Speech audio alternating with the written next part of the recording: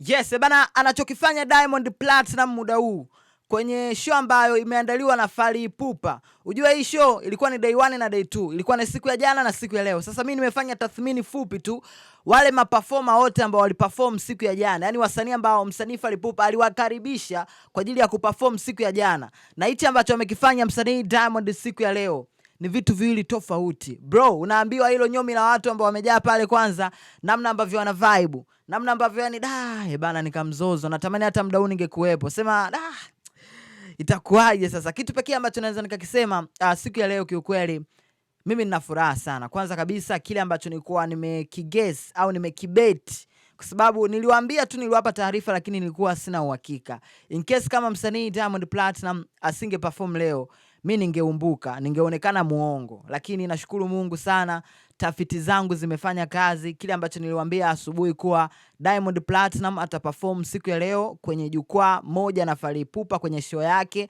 zaidi ya watu 80,000 wanamtazama na tayari washalipia ticket kwa ajili ya kumsubiri Diamond Platinum kama guest performer.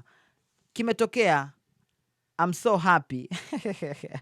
Bana, tuendelee kukaa hapa na kusikiliza kile ambacho kitakuwa kinaendelea. Lakini nipo hapa kwa ajili ya kukujuza matukio yote ambayo yatakuwa yanaendelea pale kwenye uwanja wa Stade de France, ambapo msanii Diamond Platinum muda huu anaperform kama guest performer ambaye amekaribishwa na Fally Ipupa. Tuangalie hii video kwa ufupi alafu tena nakuletea video nyingine.